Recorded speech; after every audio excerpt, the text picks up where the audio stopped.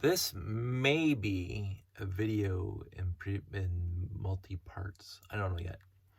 I had an idea what I wanted to talk about, but I'm not sure if I can contain it in one video and make it stupid long, or do a bunch of smaller videos. Let me clean the room a sec while I got you guys on video. Good planning on my part. So I mentioned before that of course, I was born in the 60s, late 60s. And I grew up, and I think in the best possible time for Lego fan. The younger kids have the fantastic stuff, as don't get me wrong.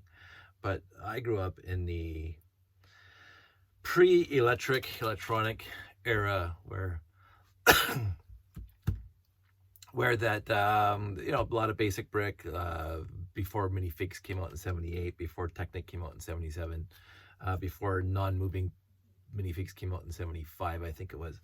And during my early teens, I don't know exactly when, the motors I had when I was a kid were those train motors, the black ones I showed you earlier, the black, blue, and I think yellow, with the big battery boxes that took the 3 C-size batteries. And I had a nice little video of that and showed you the trains. Those were around in the early 70s and mid 70s, and even into the late 70s. And that's the most, for me in my world of Lego, those were the motors that you could get. And then they came out with Technic. And the very first, I don't know if it was the first year, 1977, when they released Technic, the 6 or 7 sets, the Supercar 853, my Go-Kart 854, the helicopter, and the bulldozer, and the tractor. I'm sure I'm forgetting one or two. The forklift, which to me wasn't, they call them expert builders back then.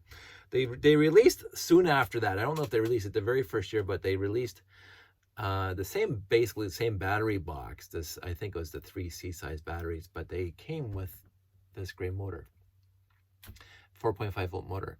And this, for me, was quintessentially there are certain parts of my life where just the world changed.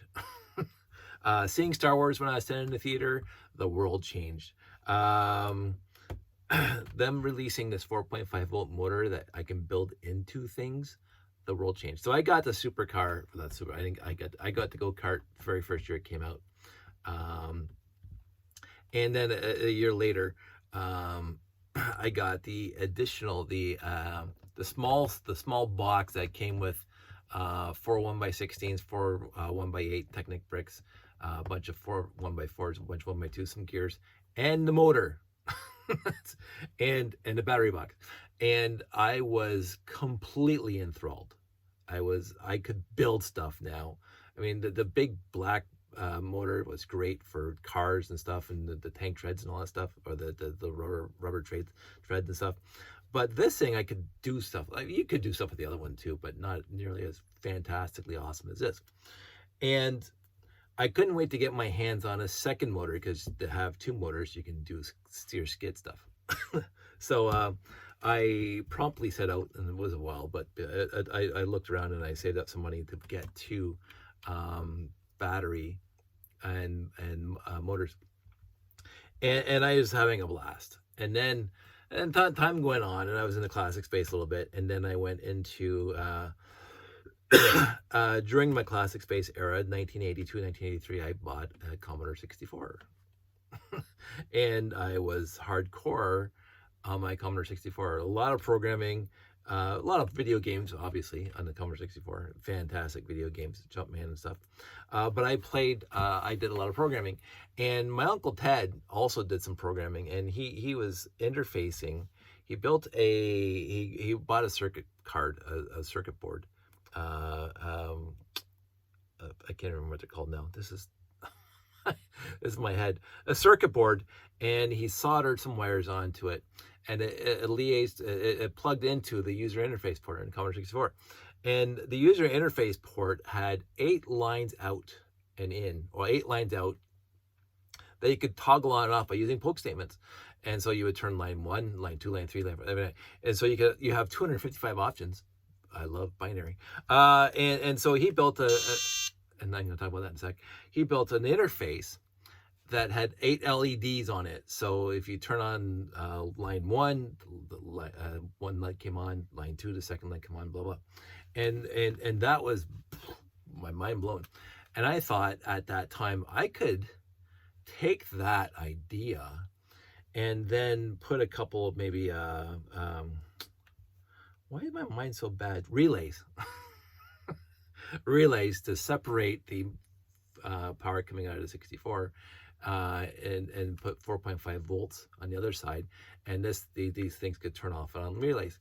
And so I built an interface card that would run these motors, turn them off and on. So with programming, woohoo! It worked mildly okay. It didn't work fantastically awesome, but it worked mildly okay. But soon after that, Lego came out with this guy. So I didn't need to build my own interface card. Although this guy never was compatible with the Commodore 64. You either had an Apple IIe, Apple.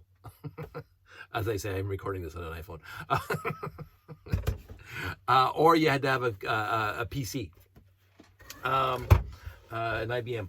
So and there was no way I was affording this back then. There was zero way for me in high school to afford this. And I think I saw this thing in operation once when I went and toured something with the class. I can't remember now. But I remember seeing this in magazines, and there was a lot of write-ups on it. And I always wanted it. And yet I never got it because by the time I got into my 20s, this is all long gone. I'm still collecting classic space, blah, blah, blah. And I never really revisited this thing at all. Now, what I did do, and this is prior to this kind of stuff, is I mentioned this before. I bought a radio-controlled, an RC tank skid steer.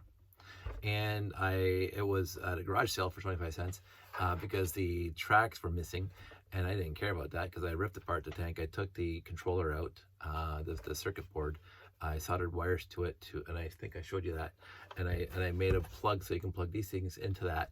And then I had a skid steer tank controlled by like a remote. That was fantastic. That was utterly fantastic. But so life goes on, and I didn't really jump back into Technic, motorized Technic until the internet. I bought the sets that came with the 9-volt afterwards, and I got a couple space shuttles over there, blah, blah, blah. But I didn't get back into computerized Lego builds until the RCX, really. So there's a whole dark ages of me building programmable stuff.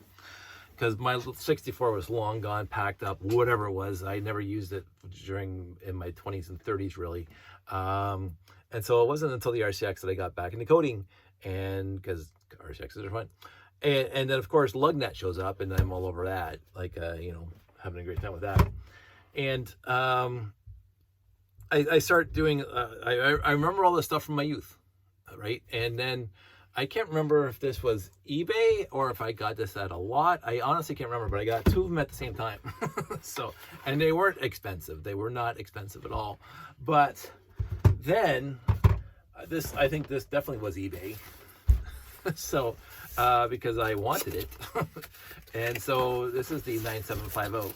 This is still in the original styrofoam, and it's a mint condition, one of those. So I have 3, and then the card that goes in an Apple IIe, and trust me, I have been looking sporadically on eBay to buy a cheap Apple IIe so I can, because I got all the discs and everything. But it's not, I don't want to spend an arm and leg on it, and really I'll set up once and then, oh, that's cute, and then put it in a box because I got the RTX. So do I want to, the ribbon cable that connects the card to the side of here. and the power supply. Like, I have it all here, ready to go if I ever get an Apple IIe, because this is the Apple IIe card, not the PC card. If I got a PC card, I can build a PC. I still have some of my understanding of how to, okay, shush. I have an understanding of how to build a PC. So, but me and Apple computers never got along back then, because I had a real computer. I had a Commodore 64. So anyway, but I also remember at the time, and this is when I'm in high school, and after this in college, this thing called TC Logo came out to use this interface. And you can build this thing, and this thing's been together for, as you can see how dusty it is, this thing's been together for ages. I got this at the same time I got that, and I said, that's fantastic, because it's interesting to have for me, because I kind of like electronics, and of course all the boxes of the floppy disks are in there, 5 1/4. So, well, I don't even have a disk drive in this. I don't even have a DVD player in a PC right now. Like, it's like boggles my mind that how far a 3.5 floppy, forget it. 5 1/4, are you kidding? Anyway, this is going to be a brief tangent. When I did my first co-op term, I went to Mohawk College for Computer Systems Tech in the late 80s. I did a co-op term in Mississauga, and one of the things that they showed me was an old hard drive, a 10 meg hard drive, which has the platters and a big, huge, almost like a cake container, and you basically have this big, huge, heavy 10 platters, and you plug it into the machine and you twist it, and the door opens and the heads come in, and this is, whoever doesn't understand computer science, this is going to bore the crap out of you, but this is what we used to have to do, is what we called parking the heads, the read-write heads, and so I never had to use those, but I seen them in operation, just like the reel-to-reel tapes. I actually used a reel. I mean, I'm not that old, but I actually had to use reel-to-reel tapes at my earliest part of my career. Most of my early tapes were the cartridge tapes, which are a lot better, newer, faster. But going back to this story, 5 1/4 inch floppies, I never use an 8-inch floppy, and don't even start talking about something else, floppy disk for a computer. But I have seen them, and when I started my co-op term at CDSL, down in the room, the IT room, they had tacked to the wall an 8-inch floppy, and I said, holy moly, that thing's massive, and it holds up. It doesn't hold 1/4 of the stuff that the 5 1/4 had, and then the 5 1/4 didn't hold half the stuff that a 3.5 inch floppy had, and because I lived through it all, just like the Lego, I lived through all the iterations of computers. Overall, my first training was on a VAX, long gone, mainframes, blah blah blah. So. I lived through it all, and I lived through. I worked at a computer store where we were selling memory. 1 meg of memory into your PC was $50 per meg. It's like, are you kidding me? Right before I started working there, they were still soldering those stupid little 16-pin memory chips that you had to solder onto the breadboard instead of plugging the DIMMs into the circuit board. So anyway, tangents upon tangents upon tangents. But I was hardcore into Lego, and I remember this from high school, and I said I want it. So when the eBay showed up, whatever, hey, I'm gonna buy one, and I saw a couple here and there, and I saw, vaguely recollect seeing one in operation such a long time ago. But they came out with the command center, which just replaced this thing easily, and with 9-volt instead of 4.5. So I have them. Someday I would like to see them working, but it's not no, it's just like whatever, they're sitting in a box. So, but this goes on to the main thrust of the story, and we're 14 minutes into it. So this was an important part of my life. Going from this to 9-volt was a small step for me. Going from nothing to this, mind blown. And so it's just like when you see Star Wars, mind blown, and every subsequent movie, oh, okay, it's good, and it built on that, but Star Wars was such a game changer for movies and science fiction, blah blah. But anyway, The 4.5 was such a huge thing for me back in my teenage years, um, and then life goes on, and the RCX shows up, and then 9 volt, and I had such a great time with that, blah, blah, blah. So it was a surprise to me a couple years back, just a couple years back, that I was going through my Facebook marketplaces, and those of you who have heard this story before, because I did a lot of research, and I was on LugNet, and we talked about the history of, you shush, we talked about the history of Lego, and I was part of the Mindstorms groups, and I was part of the, whatever, and they had the barcode scanner cute thing, and they had the command center, and they had the Spybotics and all that stuff. I was like right into all of it.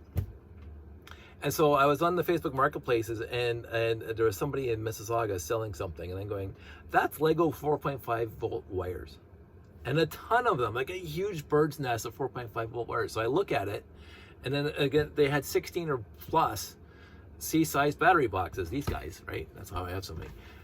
Because I had a few before, but now I have a gabillion.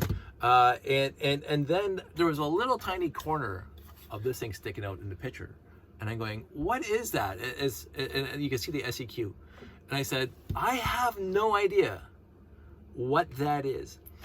And it reminded me, and again, more tangents. I growing up would watch, as much as possible, every single science fiction show that was ever in the history of television. I watched Lost in Space, and I'm not proud of it, but I watched Lost in Space. I've been watching Doctor Who since I was a kid. I watched Space 1999. I watched Star Trek, obviously, and then BSG and Buck Rogers in the early 80s and blah blah. I watched anything that was science fiction on TV, and I could tell, because I was voracious reading at the comic book store or whatever. I could tell, oh, this is a science fiction. I know this science fiction. I know what it was. And I almost got to the point where I could actually name episodes. So it was again, mind-blowing experience. I was flipping through the channels 25 years ago ish, and I saw a spaceship I've never seen before. And I'm going, what is this?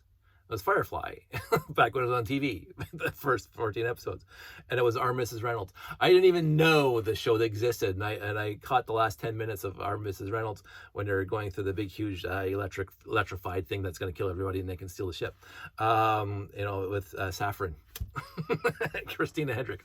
Anyway, the second I saw it, I go, what is this science fiction show?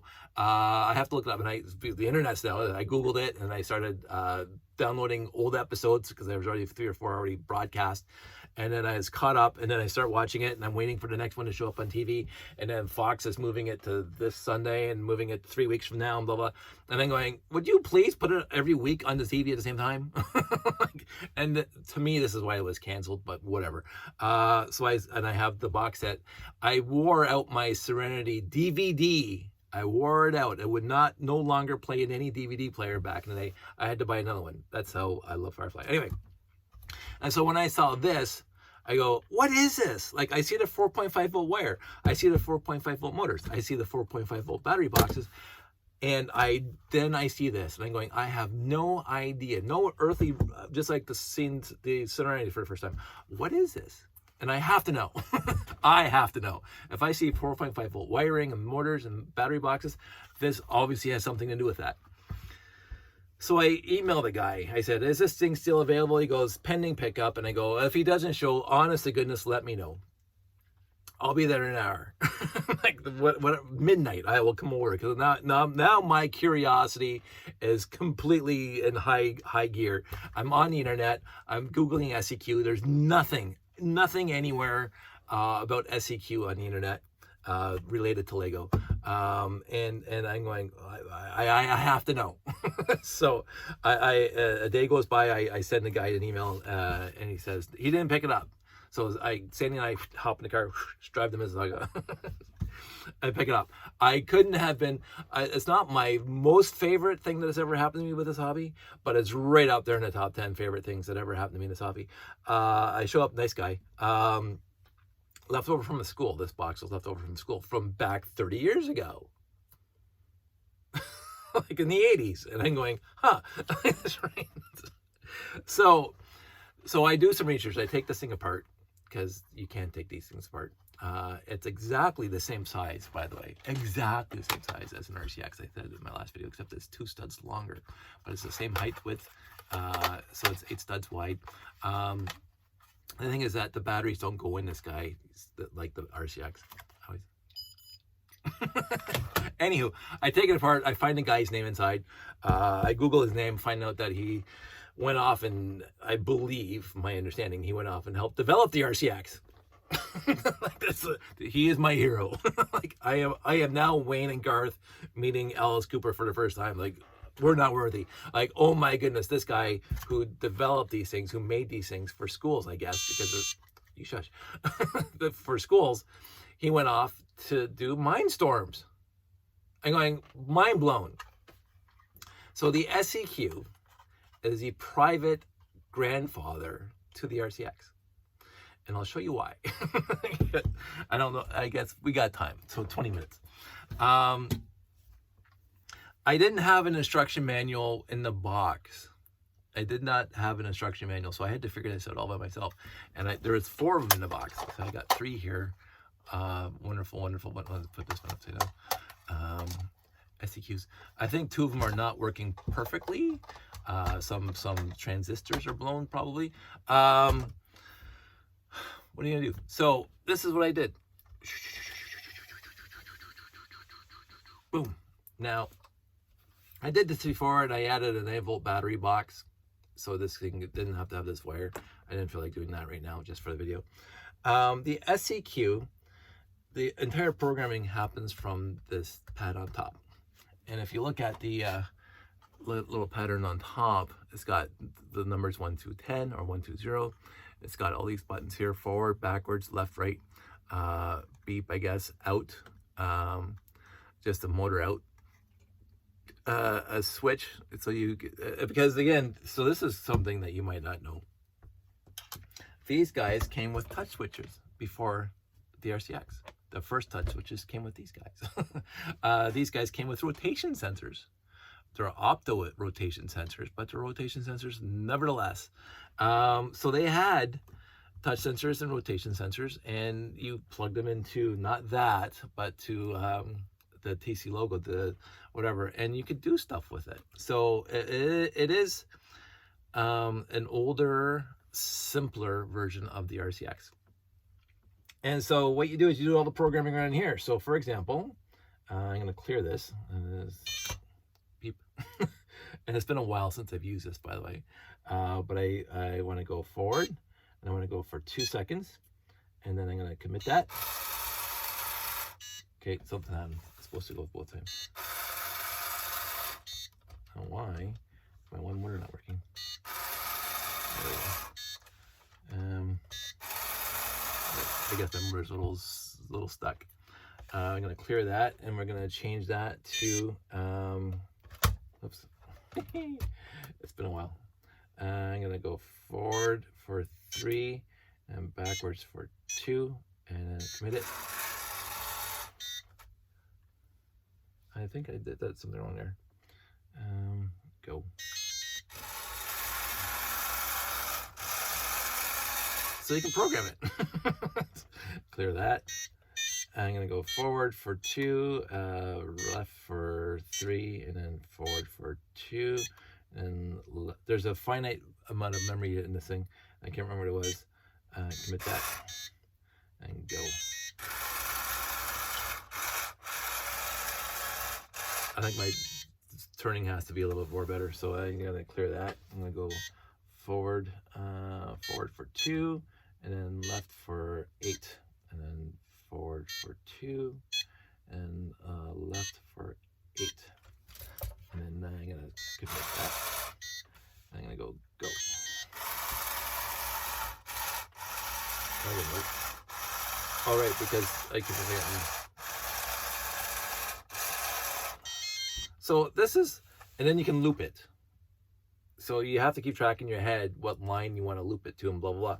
But, and I might do more videos. I did a whole bunch of videos a while back on this, but I wanted to dig it out because honest to goodness, it's so much fun. and knowing that is the predecessor to the RCX is just, and yet private.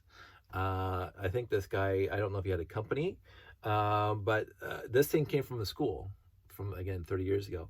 And there's 4 of them. I don't know how many they had originally. But it's just, honestly, it's basically this thing compressed down to here. And you don't need to plug into a computer. It has its own memory on board. I think it can handle up to 100 commands. I'm going to reread the owner's manual. Okay, so this is where the story goes. So I published my videos online on my YouTube channel, and I got contacted with somebody that was really, really interested in it and wanted to do a report on it and whatever for a newspaper or a legal thing. I think I actually had a write-up in a newspaper thing or one of our magazines. I can't remember. But I found an email address and I emailed the guy who created this, and he sent me the instruction manual. So this is the instruction manual. Again, I'm rusty at it now again. I'm going to reread this tonight and do some more coding because I think it's absolutely wonderful. And it is such a nostalgic way. It does remind me of almost everything in the 80s when it came to computers. It was all new back then. Everything was new. Every single step was new. Now it's everything. Even new stuff is like meh. But back then it was like everything was cool new. And this, because it interfaces with the Lego bricks, because it interfaces with Legos, makes it so much better. So, what I'm going to do really, really quick though is I'm going to show you. So I'm going to hold this thing up and you can see it. So if I hit the touch sensor, it's got a touch sensor on front. One more really quick tangent about that. This touch sensor came with a axle hole in it, so you can extend it out like that.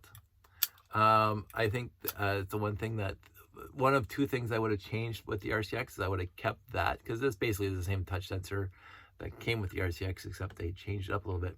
But I think the insides are exactly identical. But the light turns on when you press it, and you can use it as a program. The other really, really cool thing is that the opto sensors, or the rotation sensors, they have the rotation sensor paired with the motor. So you got the motor's red, and sensors are green. So if you put a rotation sensor on there we go, and you can see that the light's on right now. But if you turn the rotation sensor, here's me turning the rotation sensor, it counts. So I think in the programming, it will try to keep both tracks exactly the same rate. So you go straight forward instead of curving like the RCX always do without the rotation sensors. And skid steer. I haven't got that part working yet. I remember back in the day, I used to try to get it working. And so these pieces came with the TC logo. These pieces came with that, because this is the rotation sensor. You can see here, it's got a little tiny light sensor right there on the side, right in the front there. And then the axle goes through here, so you can actually turn the white disc. It's got a white black on it, so you can count. You can go ahead to count to 10 and then stop and kind of thing. So all the stuff that the RCX could do, well, not all the stuff this could do, the RCX could do better, and a lot more programming, and using IR to program and right from your computer and downloading and stuff like that. But considering that this was made in the 80s and the RCX didn't come out till like 1998, that was a huge step of evolution. And of course the RCX had 9-volt motors instead of 4.5-volt motors. But the fact that this thing does run off of 4.5 volts and it does all of this on that little box that was invented far before the RCX, I just absolutely adore that. Anyway, I have other things to do. My sorting is slightly put on hold right now because why is my I saw the light flashing. Can you see the light flashing? Yes, you can. So, I found this when I was cleaning up, and I wanted to see it working again. So I got it working again. I built a new base for it. That's kind of cute and kind of a little lame, but whatever. It does the job, and it likes beeping at me if you leave it on. It's probably telling you to turn it off because you're gonna kill the batteries. But I have it plugged into power, so anyway, that's enough about that. And I'm going to, there we go. I'm going to say good night, people. Everybody stay safe out there. And I'm probably going to do a few more videos on this guy alone, and do a whole bunch of stuff and see how far I get with the programming. And I don't know if I'm going to make those videos tonight or later, but I was curious to see it work and tell you some stories, because that's what I like to do. So everybody out there, stay safe, take care, and yeah, I'll talk to you soon.